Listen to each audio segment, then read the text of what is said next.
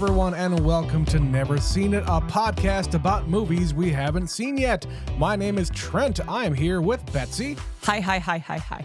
We are continuing on the month of June and covering all sorts of movies about the ladies. Starring, sometimes written by, sometimes directed by. Yeah. But all female-led. Indeed. And this week is no different. We announced last week we are going to go to the theater. And thankfully, Betsy, this movie is still in the theater because it has been pulled from a whole lot of different theaters around the country. Yeah, when a kid's movie opens, it eats up a lot of landscape. You mean a Pixar movie?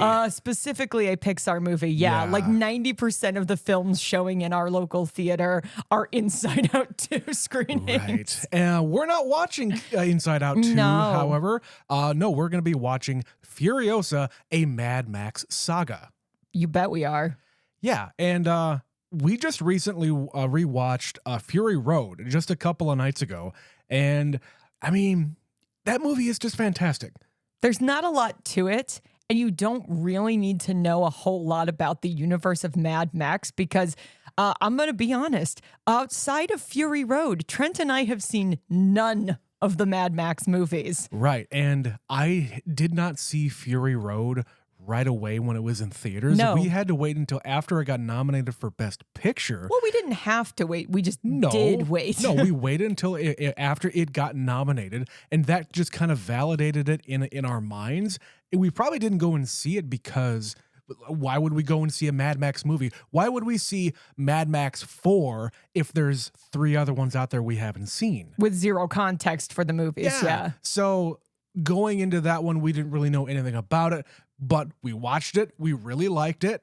We continue to really like it because, hey, we're going to go and watch the spin-off movie starring one of the main characters there. So, all right, let's get into it here. So Furiosa, this is a spin-off of the Fury Road thing. Like, Fury Road was a movie in and of itself. You did not need to see the original trilogy to really understand it. At least we didn't anyway. And the character of Furiosa, played by Charlize Theron in that movie, was a big fan favorite. Like, that movie turned out to be, you could even say, like the fucking dumbass critics out there call it, it's a fucking feminist movie. What Mad Max is barely in the movie. Which is half true. There's elements of truth to that, but I don't think that is a good assessment of Fury Road. That's why I call them dumbass critics. Yeah, it's a big fucking action movie that they did for real for the most part. That movie was a goddamn spectacle, and we very much respect and admire George Miller for doing it. But as far as this movie is concerned, I know really nothing about what it is other than, hey, it's the Furiosa origin story. And it stars Anya Taylor-Joy as Furiosa. Yep. And yeah, it's from, like, you get a little bit of her story in Fury Road where they say she was somewhere else in this beautiful green paradise, I guess, the way she describes it, the green place. Sure. But she's kidnapped and ends up, we don't know how in between, she goes from there to being what did they call it? An imperator? There's like another word they call her for driving the war rig. Right. So we don't know how she got from there to here. And when they announced this movie, they said, okay, we're going to do a prequel. Obviously, that means there's question marks about Charlize Theron. So Anya Taylor-Joy is a big up-and-coming star. As I understand it, she has similarities to this one as Tom Hardy did in Fury Road, where she doesn't speak very many lines of dialogue. Yeah, I saw the number. She has like 52 lines of dialogue in the entire 2.5 hour runtime. And she doesn't show up right away. For a lot of the movie, we're hanging out with Chris Hemsworth, who is another warlord, I guess. Sure. And the understanding I have is he is having like the fucking time of his life. She is barely there and barely speaking, so she's kind of replacing the Tom Hardy part of this. And when the trailer finally dropped, I think you and I had the same reaction where we were like, oh, this looks bad. Yeah, I definitely want to talk about that because the first, like, it wasn't even a trailer. A teaser. It was mainly a teaser.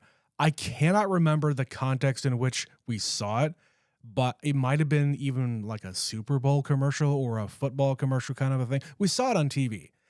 And for the first time after we saw that, we came away from that saying, whoa, what, how, why are you turning this into a big ass CG fest? Wasn't the whole point of Fury Road that 80, 90% of all of the stunts in that movie were all practical. All the vehicles were real. And they really crashed all this stuff. They really were in the desert. And you look at this new trailer, this looks all fake. What are you doing? And then we saw an updated trailer and we're like, okay, they've improved You're it. getting there. So yeah. we were really fucking nervous about this movie when they first announced that trailer. Yeah.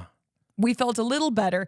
And then the reviews started to drop and we're like, okay. Right. So now I have like seeds of hope for this movie. And I don't really know a whole lot of people who have gone to see it, but knowing the experience that was Fury Road, this kind of had the same thing where that one had just this slow burn. Like there were people who really liked it and it managed to live on long enough to get a Best Picture nomination. I haven't seen Furiosa. I can't speak to if that's going to have the same effect, but I think there are seeds of that where it has had a slow burn and people have been enjoying it. That year that Fury Road came out ended up being the highest rated movie on Rotten Tomatoes of that entire year. How the fuck did that happen? And we were reading while we were rewatching a Fury Road, we were reading some anecdotes from other directors who saw it. And these big name directors are out there saying, I have no idea how George Miller did this. I don't understand how this isn't all CG. And if it isn't CG, I don't know how hundreds of people didn't die during the production. And if I had to make this movie, it would have driven me insane. Or I would still be making it. Or I'd still be making it. And that was part of the thing about Fury Road. It took forever. It took years for him to make that movie. Yeah, and I don't think it's completely unfair that we keep talking about Fury Road because that is our basis here. And that is what this movie is trying to live up to. Yeah, and we have never seen the original trilogy, like we said. I'm very interested in this world because outside of Fury Road, I don't know any of the lore or like what the hell happened. We got a little bit of it in Fury Road where they kind of told you what happened. Yeah. Maybe we're going to get more in this movie. I have no idea. But I think that's where we're going to end this. We're going to go to the theater and go and watch Furiosa, a Mad Max Saga. We'll be right back.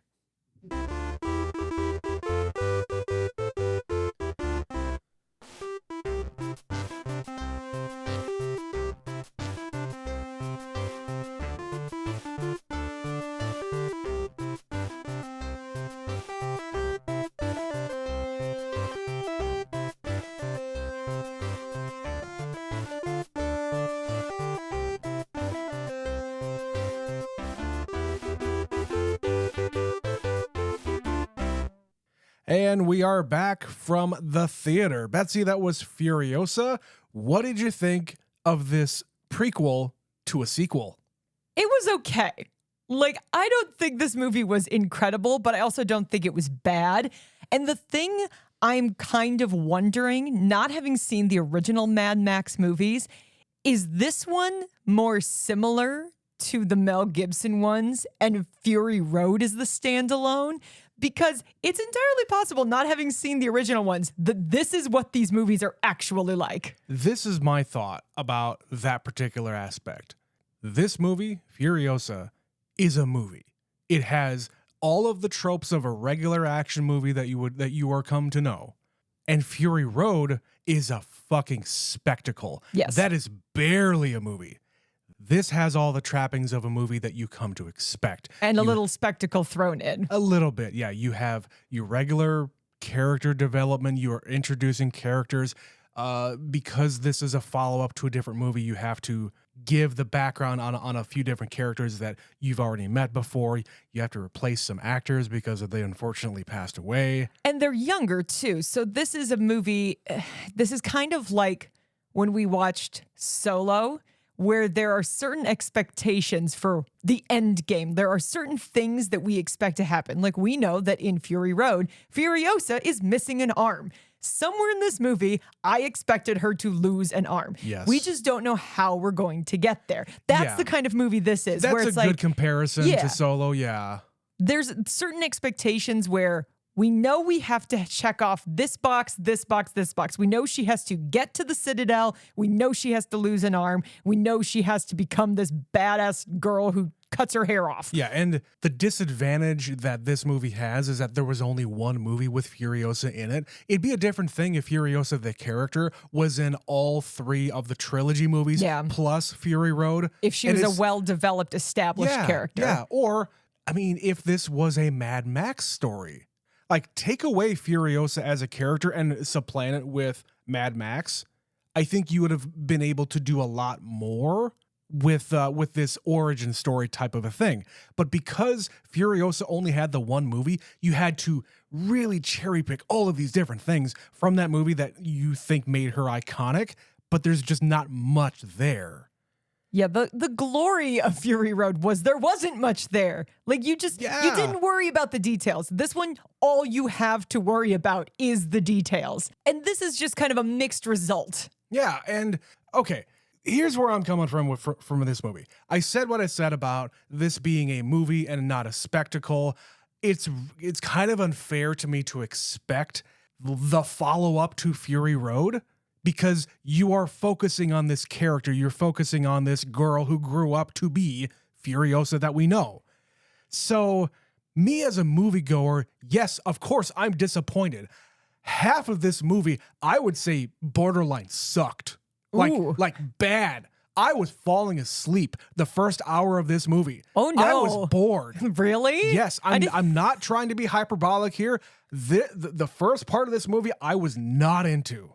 Okay. Where did it turn for you that you were like, okay, this might not be terrible? It was when they were doing the big action scene on the road where you have all these gliders coming in. Okay. And Furiosa actually gets to fight.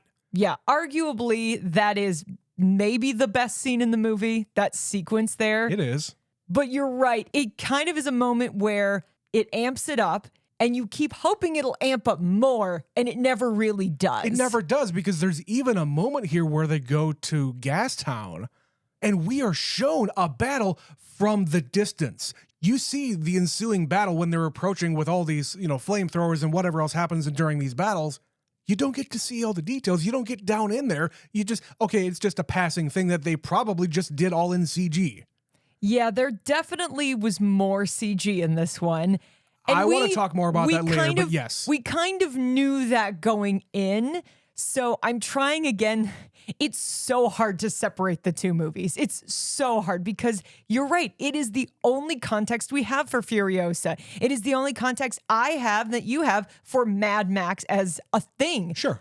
But isn't that the whole point of Mad Max? If you go back to the 70s and the 80s when they were making these, not having seen them at all, I know they had to do everything with practical effects. Totally. And that's what George Miller is known for. And to see him basically have to resort to doing all this stylized CG stuff. And I know he probably used the practical stuff where he could, but because we just rewatched Fury Road and we were so impressed, even the third or fourth time we've seen it, going to see this movie, it's just kind of...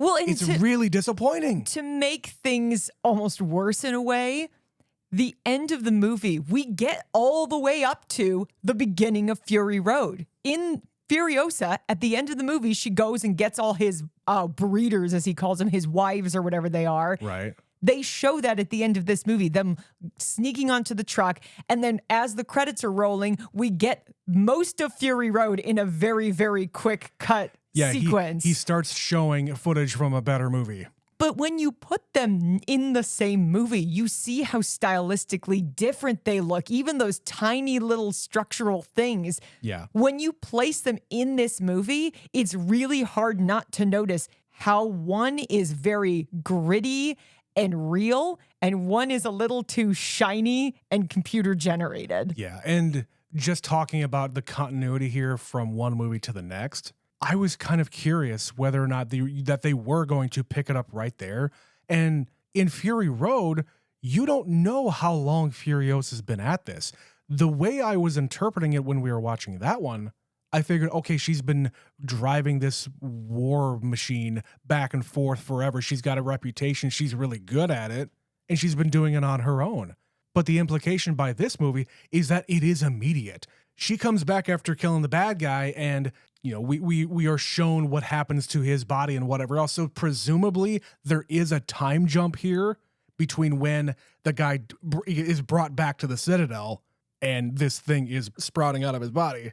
There's some time that passes that allows that thing to grow, and then from that point, that's where the voiceover just starts talking about what she does after that. So I get it. Yes, it is kind of in a neat and tidy way to connect these two movies together. I didn't want them to, though. I didn't want to either. I was at the end like, okay, can we just end it? It is okay that it's an open-ended story, that there is a gap in time. Frankly, you could have left more time. Let's say there was another 10 years before the events of Fury Road. Yeah, that's kind of what I was thinking. I would buy that. That would have been totally fine with me. And frankly, it would have left the door open for you to tell more of this story later, as opposed to trying to cram it all into 2 hours and then end where the next one begins. It's like, oh, now it just feels silly and forced. Did you notice, and now maybe this is just me, at the end where they're trying to tie them both together, it's at nighttime and Furiosa is saying something. Hey, hook up the truck or whatever. Get in the truck. It almost seemed like Anya Taylor-Joy was putting on a voice. She was putting on Charlize Theron's voice, like making it very deep, a lot deeper than what she was in the movie. I think there were moments that she's doing that in this movie, yes. Yeah. That she is kind of more lower in her register and more gravelly to match what Charlize is doing. Because there was one moment there that it almost sounded just like her. Well, you actually said that there was a time they really, really, really wanted Charlize to make this movie. Yeah. To the point that they were considering de-aging her. Yeah, they were going to do the de-aging technology to allow her to be in the movie. And it's not just allow her. I don't know exactly why she couldn't do it or wouldn't do it.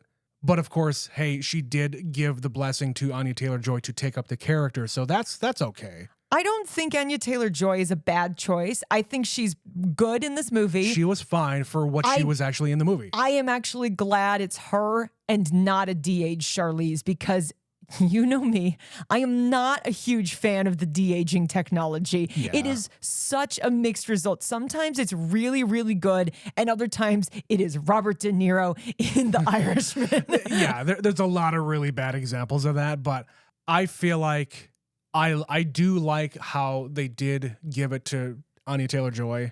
But what's really bothering me about it is the fact that they connected the storyline. Yeah, that kind of took me out of the movie all of a sudden. Charlize is a much older woman than Anya Taylor-Joy is. Yeah. It's just a fact. So you can't connect these two things in the timeline in my own brain. So that's why I was assuming that when we meet Furiosa in Fury Road, that she has been doing this for a while. She's this grizzled truck driver, biker chick, whatever, that's been doing this forever, and she's just going on a routine run that she's done forever, and then all of a sudden she's going to go off and do this thing. Yeah, it's almost like they neglected to give us the critical piece of information that would connect the first story to the second story, because there is a time jump. Like, okay, yes, she's not here, she's trying to survive, but her whole thing is Dementis. Yes. Like, her whole thing is Dementis. We do not get an establishment of her vitriol for Immortan Joe. Like, we don't know why she is, like, you can make some assumptions, but they don't set it up in this movie why she just decides to take his wives and just get the hell out of Dodge. We don't get what happened to the green place. You know, in Fury Road, it's fucking gone. Right. It's gone, but there is a time jump, like you said, from when she was a child, the green place was there. I know, but I'm saying there are details from Fury Road that we could have used in this movie that they neglected to give us. Instead, we spend way more time on her set on revenge against Dementis. Yeah, and a completely separate story, a completely new character. Yeah, and that's why I'm saying this is more of a movie. It's got the trappings of a movie. It's got the revenge story. It's got the character development. It's got motivations to these characters rather than, hey, this is a big action movie, and maybe, hey, let's not have, sex slaves. Yeah. I mean, it's pretty simple, but... All right, before we move on here, let's take a quick message from our sponsor. We will be right back. Recently I've been bored and feeling out of sorts. My normal podcasts just weren't cutting it anymore, so I talked to my doctor, and she recommended patreon.com/neverseenitpod, and now I feel better than ever. Patreon.com/neverseenitpod is a once-weekly subscription podcast used to create joy. Side effects may include a sense of euphoria, aching muscles from smiling, and a dependence on the host's addictive personalities. Do not take this podcast if you are allergic to fun, have a history of laughing until you pee, or are afraid of a good time. Talk to your doctor about patreon.com/neverseenitpod today.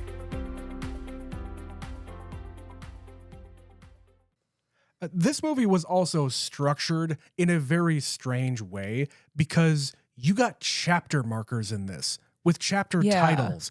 I don't know why they decided to do that. Unless they did it in the original trilogy and they brought it back for this movie. We can't say because we haven't seen those movies. That's what I'm saying, is there is a big part of me that wonders how similar the original ones are to this, and that maybe what we originally were introduced to in the Mad Max world is nothing like the rest of Mad Max. Yeah. And it is clouding completely what we think this series is. This could be a complete like copy paste of stuff that he was doing 40 years ago. I have no fucking clue. Well, and regardless of that, again, we only have this other movie to have as a reference. But even in general, most movies don't have chapter titles. No, but the one that immediately comes to mind is Kill Bill.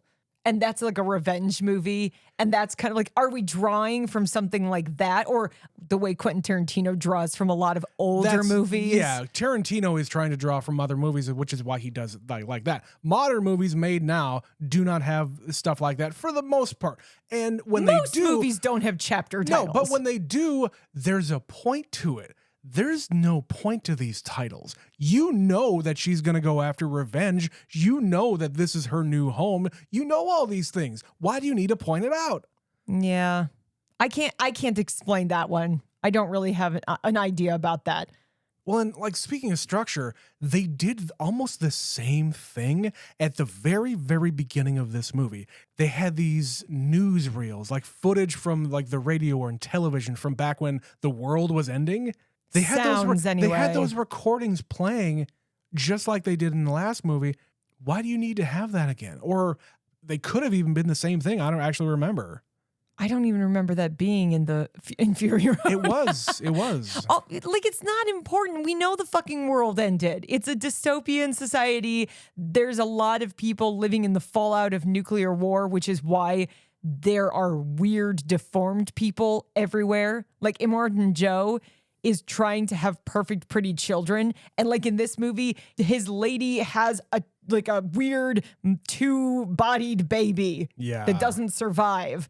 Like, there's just that stuff sort of sprinkled throughout this to remind you what a shit show this place is. And they keep referring to Furiosa as this, like, pure human or whatever the fuck. She doesn't have any weird diseases.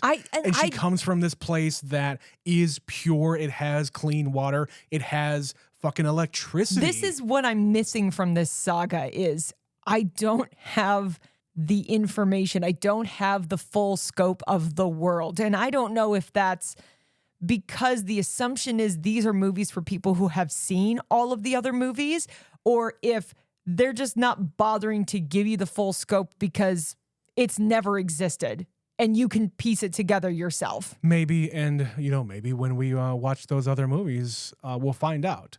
So speaking of other movies, there was one that popped into my head while watching this, and tell me if this makes sense. For some reason, at a certain point in this movie, I started thinking about 300. Okay. Something about the structure. I don't know if it was the structure or the weird CG or the like slow motion emotional moments in this movie. There was some like stylistic choices like of a visual nature in this movie that kind of evoke that. I get what you're saying. I didn't feel it like super strongly, but there were parts of the movie that was coming to mind. Well, something about like that visualization of a graphic novel.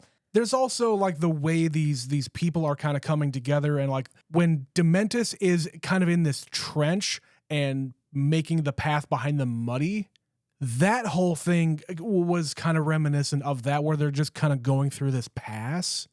And you also have like all of the different not makeup, but when they're putting the grease on the foreheads and and there's like deformed people in that movie too. There's a lot of weird, like, I don't know. There was some thread between these two movies that I couldn't help but have that pop into my head. Yeah, it's and- not like an aggressive comparison, Sure. but And there were moments. in that one, there's a lot of like fantasy creatures and like completely deformed people and creatures in general. In this one, not so much. It's not really a science fiction story. But I feel like George Miller and Zack Snyder are buds because I feel like those guys make similar movies. They travel in certain circles. Yeah. Yeah. And maybe that's all it is they're spiritually kind of in the same vein. Like the audience that would like 300 strikes me as the same audience that would like Mad Max. 100%. And you know, my understanding is that the sequel to 300 is also very, very bad. Maybe we should just watch some bad sequels. Oh God. We did that once We've before. already done that one. But we just did we did a sequel series, not bad sequels. No, but I'm some of them weren't good. Some of them were bad. Hey guys, don't watch Cars 2. Just skip that one. Most movies do not need or are benefited in any way by having a sequel, which is why I think this one gets a prequel, but look how that turned out.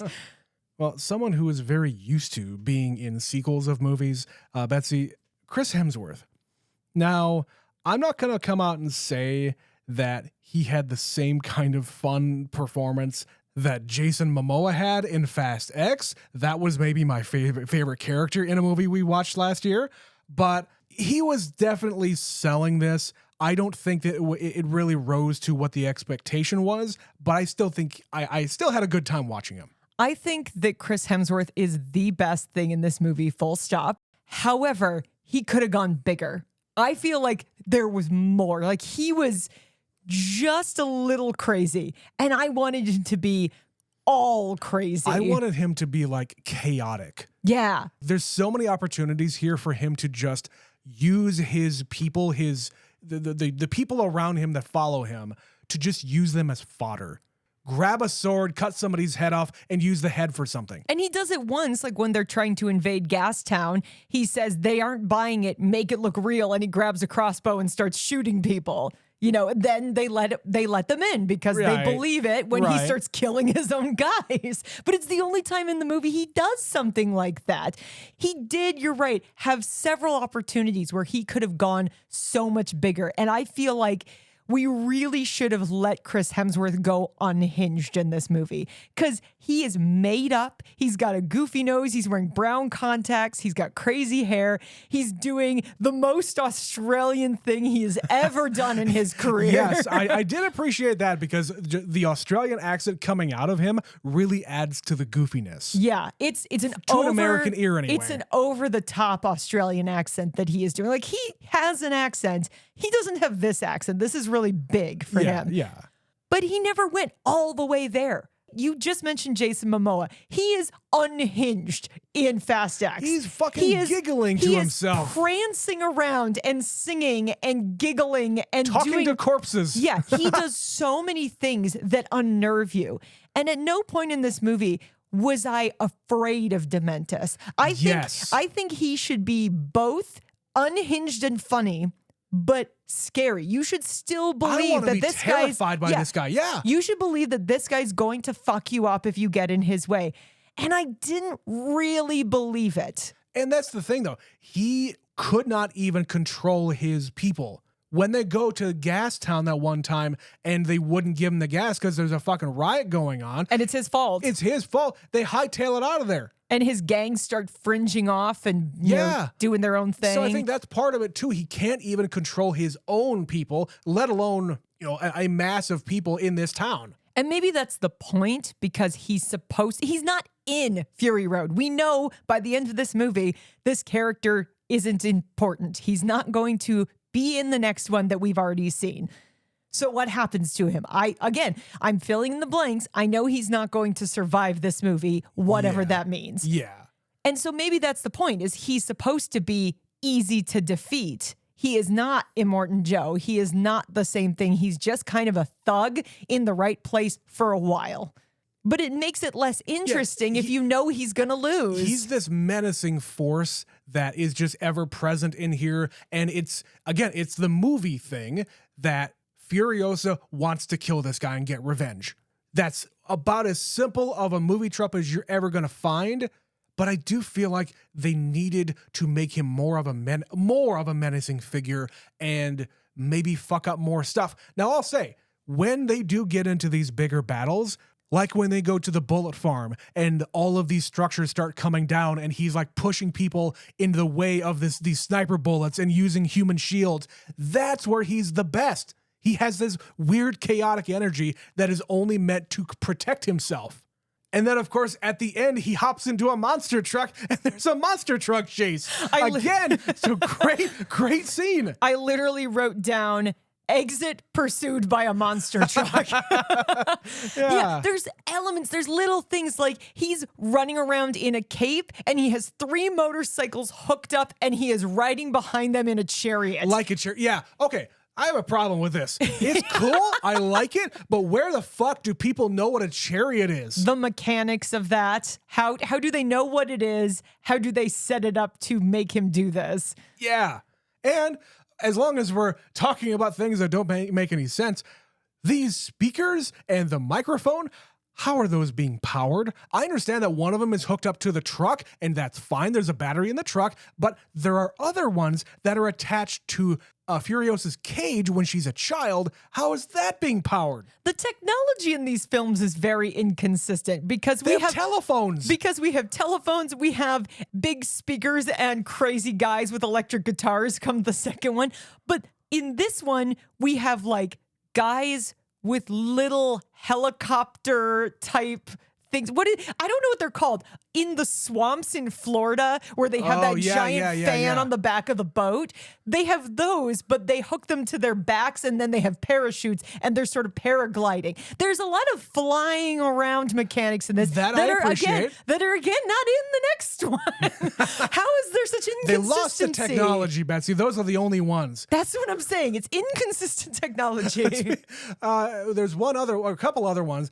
There was the remote control, the 10 key keypad, the detonator. I only know the 6-digit code. Put your hand up in front of it. That was kind of cute. There's also at the end when Furiosa has the guy in the desert, she has a little tiny engine, little motor that she pulls the ripcord on, and it's a cutter. Yes. It's a bolt cutter type of a thing. I don't understand how this arm works either. Like she can control it? ? I feel like didn't she take that off of a wheelchair, and then the wheelchair has a whole bunch of different gadgets on it? I don't know what that was. I think that's where she got it from. It's so brief. They don't really establish it very quickly. By the time we get to the point where she cuts her own arm off to escape and gets back to the Citadel, there is apparently some kind of passage of time because they say something about a 40-day war in the Wasteland. Yes. So somewhere in this 40 days, her arm gets a little better. She spies this arm on a machine, a wheelchair, if we'll call it that, because I don't know what it was. I think that's what it was, yeah. And then she just like fixes it and hooks it up to herself.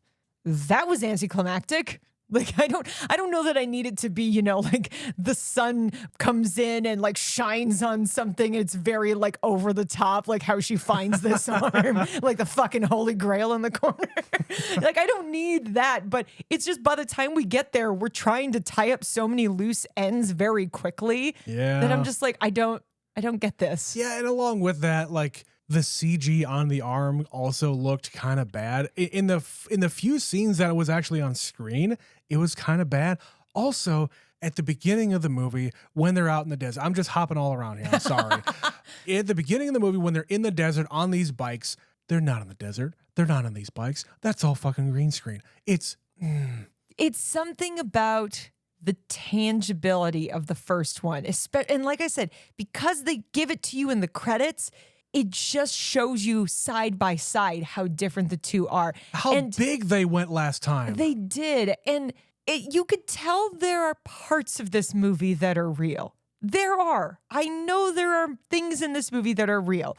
But it's not. It's not, though. It's more in Fury Road. It was around 80 to 90% all fucking real, and the only thing that they touched up was all the safety gear that they were wearing. That they removed digitally. Yeah. Yeah, this feels like a flip where And this is one, it's all composite. Like, yes, there are some real things like the big war machine battle with the flying guys. And when there are other vehicles chasing them on the side, when those get blown up, that's all CG.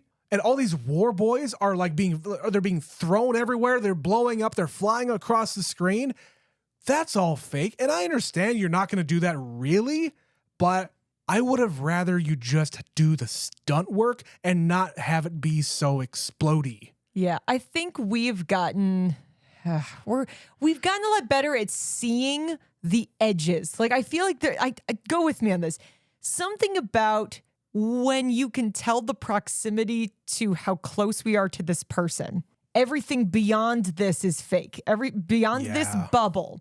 That when you look at it, you can see the landscape isn't real. And it feels too shiny and perfect. There's something about it that it's just like, it's too bright, it's too orange, it's too something. And your brain just knows, you feel it in your gut that what you're looking at is CG. We said it in the intro. When they released the trailer for this, the first teaser, it looked bad. Like objectively bad. The CG was objectively bad. And then when we saw the other trailer, and okay, fine. Things are still being tweaked. Okay. Yeah, and CG takes a long time takes to a really really long develop, time. to really get the feel down and all the details down. I understand that. That also costs a lot of fucking money. Yep. And then by the time the next trailer came out, it's like, okay, it looks a little better, certainly better than the first one. It looks more practical. There's more real stunts. I'm with you. Okay. And then the final product, it doesn't look bad. I don't think this movie looks bad. I do, however, think you can tell that it is CG, which is the most disappointing thing coming from a movie that was done so practically before. The word I would use here is spoiled.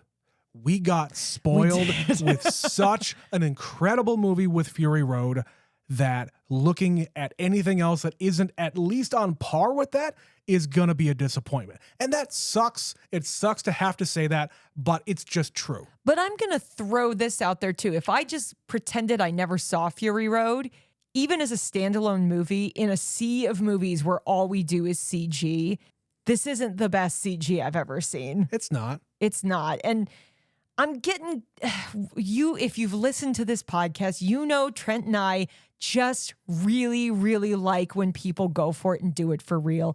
I'm getting real tired of living in the age of CG where we can't even go to a fucking set. The desert in Australia is goddamn massive. And I know there are logistical problems filming in the desert, but he did it last time.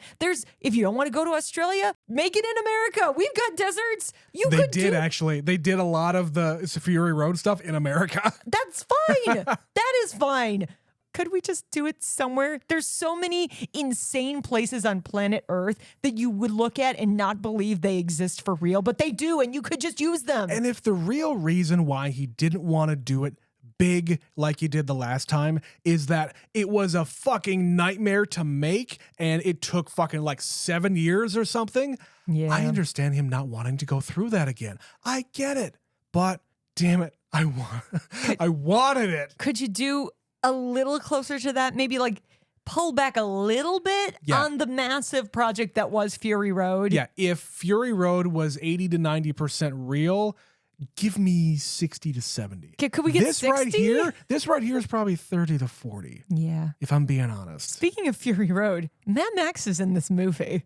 Why is Mad Max in this movie? In a very short cameo, he is shown from the back and in the same position, which is why we're thinking that the timelines are being merged here, because that's the exact position that he was in at the beginning of Fury Road. That, however, was not Tom Hardy. That was Tom Hardy's stunt double. Yeah, but that's what I'm saying is she's just like in the distance walking because she's just had her arm severed off and she's stumbling back to the Citadel, and Mad Max is here. We didn't need him to be here. I don't need these universes to be tied together this way. These stories don't need to coexist. It also tells you that Mad Max was there the entire time because he was captured and brought to the Citadel. Yeah, and he was being held as a blood bag the entire time. He's been there a hot minute anyway. Yeah. Presumably approximately 40 days. There you go. Well, and of course, the whole point of us doing this movie, besides the fact that we wanted to see the movie, is that we're doing a whole bunch of movies about ladies or having it be a lady-centric movie. Maybe this one didn't really work all that well because actual Anya Taylor-Joy didn't come in until an hour into the fucking movie, and there's hardly any ladies in this movie whatsoever. Yeah. Besides the fact that she's on the poster and it's called Furiosa and it's about her, so to speak. Now, not to take anything away from the child actress who played Furiosa, she did really good. I thought she was good casting. Like, I buy her as a young Anya Taylor-Joy. Totally. She even has the almost... She almost has the freakish eyes that Anya Taylor-Joy has that I can't not look at and be disturbed. Giant eyes. Her bird eyes. I know I've got friends who have eyes like that, and it's freaky. Doesn't matter how long you know them. It's like, why do you look like that? But with Anya Taylor-Joy, her eyes are like really separated out. You don't really think about it that much, but when you really stare at her like I do. She has a unique face. It's hard to match somebody who looks like Anya Taylor-Joy. Yeah, and I feel like, I don't know if they doctored this in the print at all, but when she's all dirtied up and the eyes just shine right through all that grime on her face, it looks fantastic. Well, there's something I noticed where her and the other guy, Praetorian Jack, the other guy who drives the truck, when they both have bright blue eyes like these actors do, and they put the black makeup on their forehead, it almost has that effect like in the Addams Family, in the 90s Addams Family movie. Anytime they light up Angelica Houston, she has a specific beam of light across her eyes. It's just her. She's the only one in the movie that has this, but they explicitly light up her eyes. It's like an old Hollywood trick. And that's what it felt like. Because their eyes are so bright and their forehead is so dark, it seemed like the illusion that they had a beam of light across their eyes. It's what I kept thinking the whole fucking time. The only thought I had about the guy, the driver, is that he looked like Solid Snake or Naked Snake in this case. It's that war paint kind of thing. It looked like he's wearing a bandana. Yeah. Yeah, he did. He did. Like, he was fine. Yeah, I think it was good. He was good. But again, it's just sort of an abrupt end. They catch him and he gets dragged behind a bunch of motorcycles till he's dead. And there is an inkling here of a love story. They don't dwell on it, which I appreciate, but I still don't think it needed to be there. They don't even like fully go there. Like, I'm They not sure. But, I'm not even sure it's like love. It's like, I believe in you as a person and I'm going to help you because we're friends. Whatever you want to call it. They almost don't even make it romantic because they show her at the beginning with her people. They do that thing where they put their foreheads together. Yeah. So it almost feels more like that than I'm going to kiss you right now kind of thing. There's also the moment where they get captured at the end of the movie, and before he gets drug around the circle, she puts her head into his body on his shoulder. They embrace. But again, it feels almost more like what I'm talking about, where they just sort of acknowledge, I see you, we're brothers in arms kind of a thing. It's a bonded thing. It's a bonded thing. I get that, but it's still there. There is an inkling of that at the very least. I still don't think it needed to be there. But if you wanted to clear that from my mind, you could have at least given me something else earlier on in the movie where they could be buds more than what they were shown. Yeah, there's a tiptoe of a romance. I don't know that it's like fully developed because nothing in this movie really feels fully developed. Yeah, I think there's ways you could interpret that different ways. Yes, if you want to interpret it that there is a budding romance, you can. I think you can also interpret it that it's not there. It's just these two understand each other and they're with each other. They've gone through some shit. Yeah, I can take it either way, but I think that's what most people are going to take away from it. We're programmed. He's a handsome man. She's a pretty lady. They can be handsome and pretty at the same time together. All right. But we're programmed as moviegoers to feel that way. Yes, indeed. All right, Betsy. Did you have anything else to talk about this here Furiosa before we start wrapping up? Not specifically about Furiosa, but just the fact that, George Miller is a mad Australian. And I feel like there is a world of cinema in Australia that I should explore more deeply because everyone that I've seen so far, I feel like is made by a mad Australian. Like, Baz Luhrmann, he's Australian. Yeah, he made a movie called Australia. Yeah, and they're always these big, frantic movies. I saw Muriel's Wedding. It's not a big, frantic movie, but it is definitely a big, like, in its presentation of the kind of movie it is. It's like a rom-com comedy, sort of a dramedy thing. It is not what you expect it to be. It's like hamming it up. I don't know how to describe it, but I feel like there's other ones I haven't say seen. Weird. Yeah, okay, weird. They're weird. Priscilla, Queen of the Desert. I've never watched it, but it's about a bunch of drag queens on a bus in the Australian desert. Like, come on. I've heard of this. Something about being in Australia. They have some wild cinema. And I feel like the way that a lot of people enjoy movies that come out of China and Japan and people who appreciate like French cinematic style, I think there is an entire way of making film in Australia that people do not talk about enough. But every time I see one and I look at what fucking George Miller's doing, I can't help but think they're just a bunch of mad Australians making movies, and I'm kind of here for it. I mean, show me another movie that is going to be as frantic as a movie like this, and I'm in. But I am not a cinephile, clearly, because we're doing this podcast mainly for my benefit. Certainly more for your benefit. More for my benefit, of course. But I don't know if I would really get down with watching a bunch of French movies or watching Kurosawa and watching all of these. I understand that they are the inspiration of a lot of different stuff, but I'm not that kind of a guy. And I'm not disparaging anybody who does. I'm sure you can get a lot of appreciation out of those kinds of movies. But the reason why we're doing this is because there's a whole slew of movies that I have missed out on by just not keeping up. And we kind of need to get through a lot of those before we can really expand our horizons. I don't know. Maybe you're a secret Australian cinephile. You just don't know it yet. I hope I am. All right, that's going to be the end of Furiosa. It is our 4th of 5. Remember, there's 5 Sundays in the month of June. If you would like to tell us what you thought about Furiosa, about any of the other movies we've covered so far this month, or of any of the movies that we have covered yet so far on this podcast, there's over 300 movies. Take your pick. Tell us what you thought. Email us, neverseenitpod@gmail.com. We received such an email from our distinguished contributor, Mitch from Saskatoon. Oh yeah, he's suddenly found some time to watch movies, and It's he's the playing, summer. He's playing catch up now, and we Yeah. get to hear about it. I'm so excited. Yes, so Mitch is emailing us about The Holdovers from last year, one of the Oscar movies. It's really good. He says, "Hello, B&T.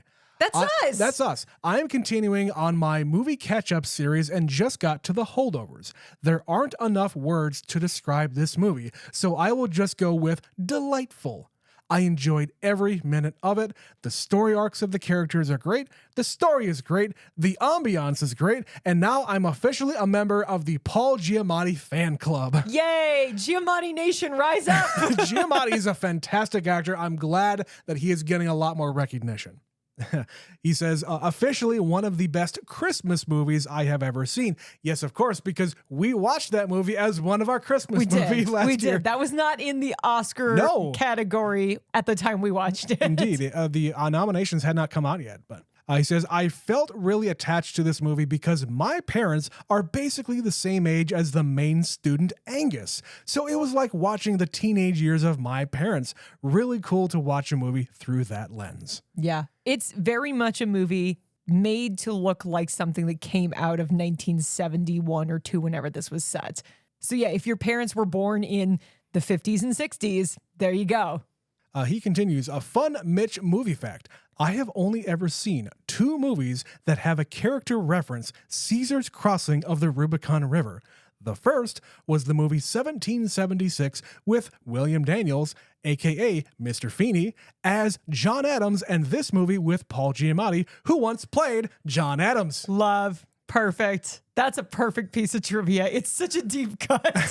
Which I also mentioned in that episode, this character in The Holdovers mentions Demosthenes, and John Adams in that movie also says Demosthenes. In the John Adams miniseries, yes, as played by Paul Giamatti. Yeah, it all is it's a full circle. And of course, now you've been rewatching John Adams. Literally today, I'm in the final episode of the John Adams miniseries. It's so good. Go watch it, everyone. I have watched that miniseries probably at least half a dozen times, if not closer to 10 times. I would say closer to 10 because you'd already seen it a few times when we started dating, and then you made me watch it, and I've seen it like 3 or 4 times. It's fucking fantastic. You should go and watch it. It's on Max. It's great.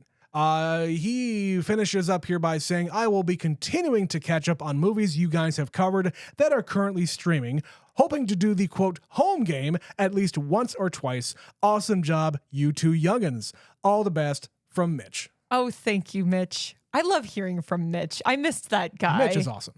Yeah, we love when you play the home game. Basically, listen to our introduction, go watch the movie. When we do, and then come back and finish the episode. It's fun. You can play right along with us, and you know just as much as we do when we're watching the movie. We have only ever done one watch along, and that's over on our Patreon. Of course, we watched Kung Fury. So that was a fun one. We just did that one in May.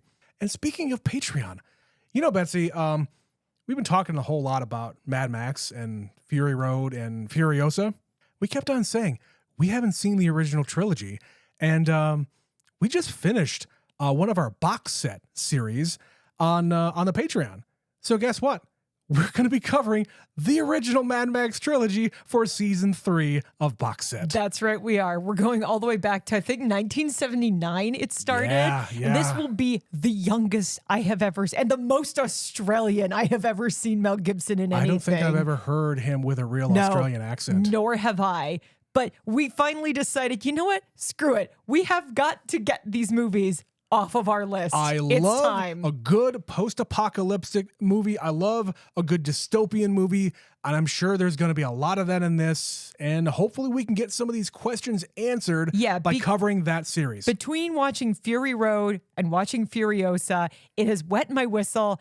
I need it now. I'm like ready. This world. I'm primed for it, so we're going to do it. We're watching all 3 over on the Patreon. So join us over there. It's patreon.com/neverseenitpod. Of course, you get access to all of the other content. Box Set is only one of the 4 shows that we are currently doing on the Patreon. We do throw in some extra ones on top of the 4 shows every so often. So come check us out. It's really a good time over there.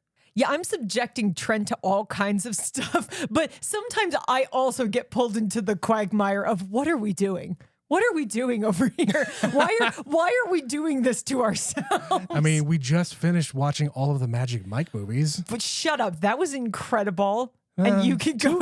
2 of them were okay. You'll just have to go and join Patreon to find out which ones we're talking about. All right. If you would like to send us feedback, neverseenitpod@gmail.com.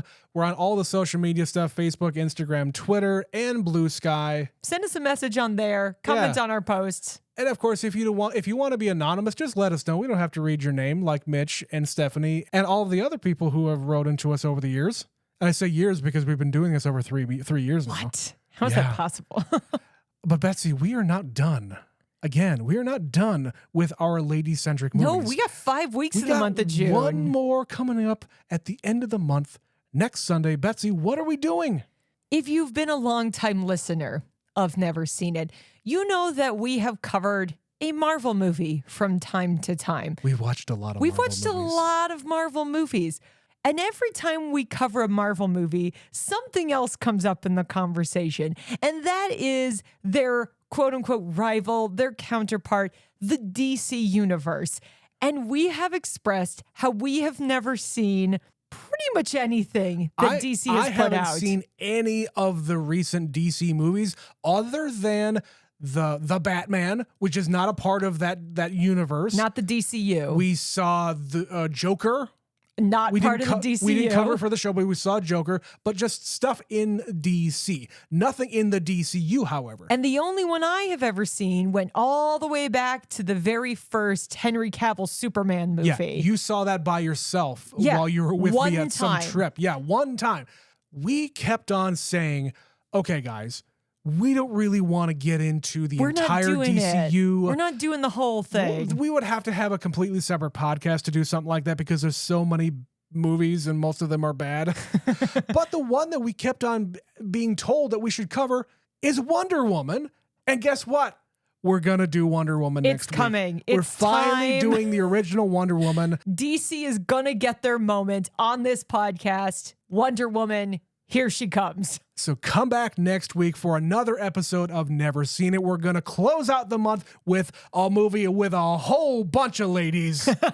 So until then, my name is Trent. And my name is Betsy. We'll catch you at the end of the month. Bye, everyone.